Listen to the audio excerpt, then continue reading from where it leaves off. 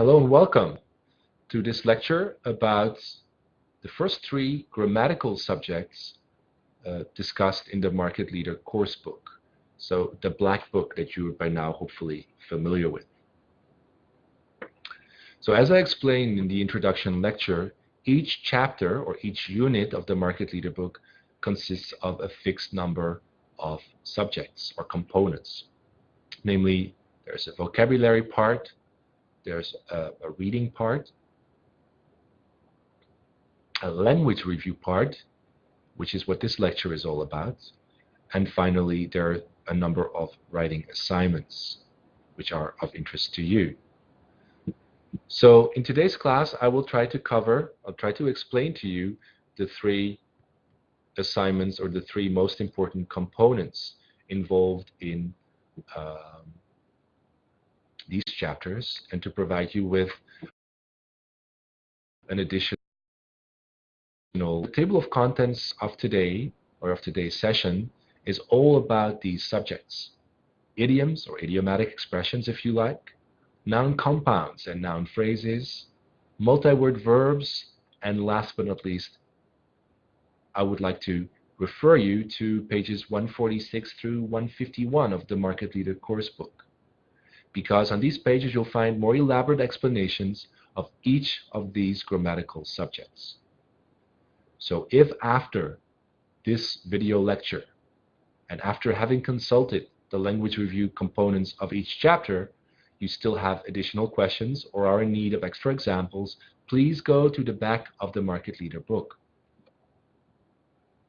So let's start with Unit 1, Idioms, and you can find this component on pages 9 and 10 of the Market Leader book.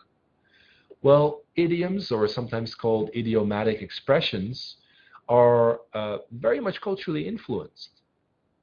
As you know, an expression, as we say in Dutch, an uitdrukking, een gezegde, or in English a saying, but the difficulty of that is that you cannot take them literally. So for many Dutch students, or for Dutch people, it's very difficult to understand what idioms mean, especially in English, because you cannot translate them literally from Dutch to English, and because they're so culturally influenced. So let's take a look at a few examples to make this point more clear. The first example is the cat's whiskers. So my question to you is, what could that expression mean? So I've given you 10 seconds, 2 seconds to think about it even. Well, actually, this is the English version of the Dutch het neusje van de zalm, the latest of the latest. So you see that the Dutch fish, the salmon, has turned into a cat in English. So identical meaning, however, the animal and thus the expression is different. The second example, the race ended in a dead heat, does not mean that it was very warm. It doesn't mean that somebody died or that it is associated to death, but it means that it was a very close call. So the winner didn't win by much. It's raining cats and dogs, the third example. Doesn't mean that these pets are falling from the skies, but it means that it's raining very heavily. And then the fourth example, which is actually similar to Dutch, the apple doesn't fall far from the tree, has a similar meaning as well, but has nothing to do with fruit or apples or a tree. But as you know, it means that father and daughter, or son, or mother and son or daughter, are very alike in terms of their personality, their characteristics, their interests, etc. So here you see how complicated idioms can be, not being able to translate them literally. And a language, if you like, before you can actually understand these well. So idioms, or at least the idioms that you see in Unit 1, are business related, but they can be used in other contexts as well. They're also very much a part of popular culture, and a very good example is Marvin Gaye's I Heard It Through the Grapevine. Marvin Gaye, very important 1960s, 1970s soul singer from the US. The big hit with this song, and it's been covered many, many times before. What I'd like to do, or what I'd like to ask you, is to watch the YouTube video and to listen very carefully to the lyrics and try to figure out, based on the lyrics of the song, what this expression actually means. Other expressions you will be familiar with already. For instance, it was like talking to a brick wall, meaning that the audience or the person you were talking to was not open or responsive to your message. Unit 2, let's move there. Noun compounds and noun phrases. Well, this subject requires a bit more of an explanation. First of all, it's important to remember that in English we distinguish a number of categories as far as grammar and syntax, the sentence structure is concerned. The most important ones are these four. It doesn't mean that there aren't more, but these are the most important ones for our purposes. The first ones are nouns, as we say in Dutch, zelfstandige naamwoorden. So these are words you easily recognize because you can put an article in front, an a or a the. House, chair, computer, glasses, hands. The second category is verbs, werkwoorden, to walk, to see, to talk, to etc. The third category are adjectives, bijvoeglijke naamwoorden. So beautiful, boring, interesting, tasty, etc. We have adverbs. In Dutch we call those I recognize because they usually end with ly. Well, all of these have different functions in a sentence, and we'll talk about them in a second.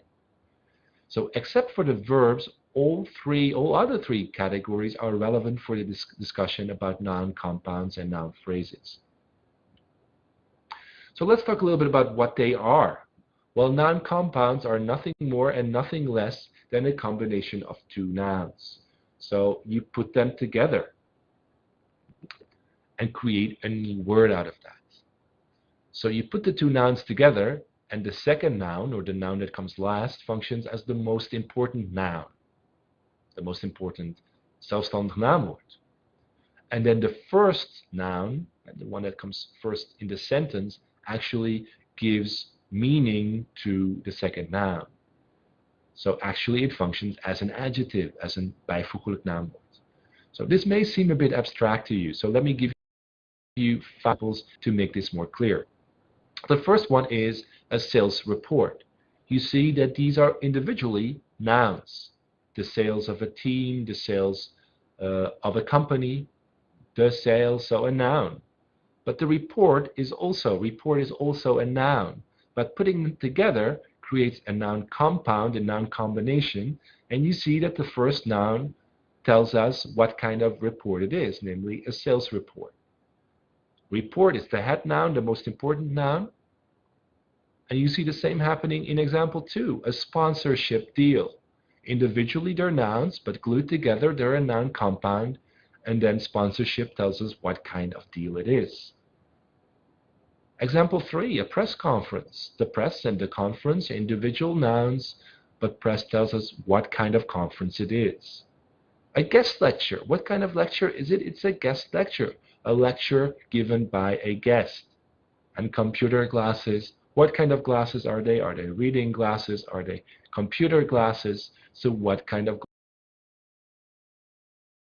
glasses are compounds? Well, basically, as a matter of convenience, less is more. You see that it's way shorter than saying it was a report which discussed the sales of the team of this company. Or it's the conference which is organized for the press, or a lecture provided by a guest lecturer. We can just say it was a guest lecture, short and to the point. So those are noun compounds. Noun phrases, as the word already says, are longer and are a part of a sentence. And they also consist of an adverb and an adjective. So as I just discussed, een bijvoorbeeld and een bijvoeglijk naamwoord. Very important for you to remember that in English we have a standard pattern for sentences as far as noun phrases are concerned. They always start with an adverb, plus an adjective, plus the noun compound. 3 examples for you. A highly successful business person. At the end, you see a business person, the noun compound. What kind of person? A business person. As you know, an adjective gives qualities to the noun. A beautiful house, a nice outfit, fast delivery. These are all examples of adjectives giving qualities or describing the noun. Well, in this case, in the first example, successful tells us something about the noun compound, the business person, and he or she is successful.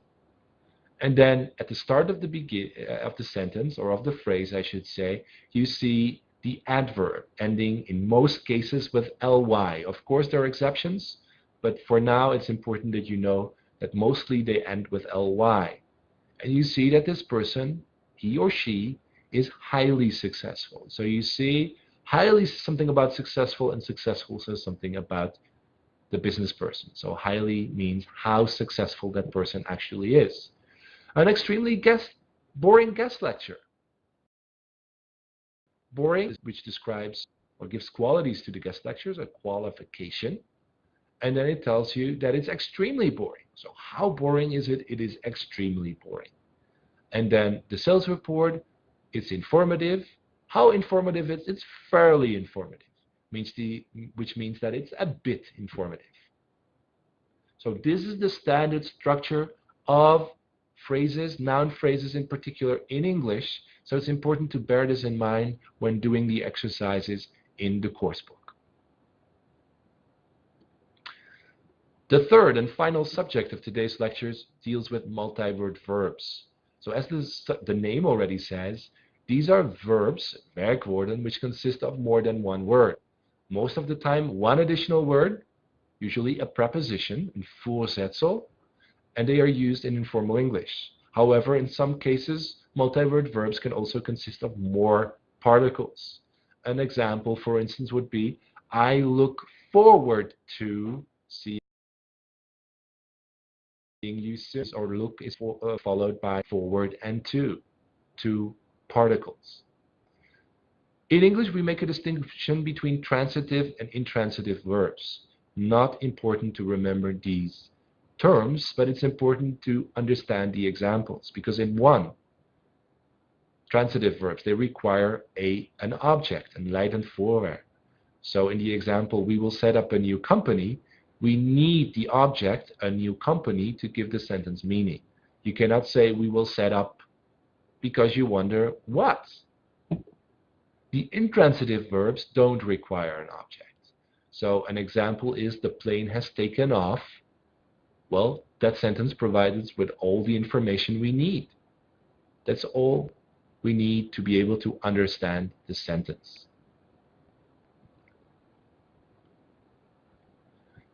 So what is this element about then? Well, I make this presentation full screen again. My apologies for the inconvenience. What is important then? Well,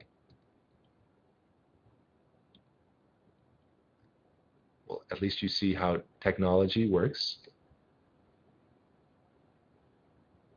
Let me see.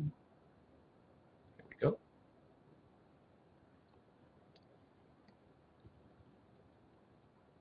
What is important then is that you know how to use these words and what they mean. So in this case, set up means to establish a new company, to start a new company, and taken off means to depart.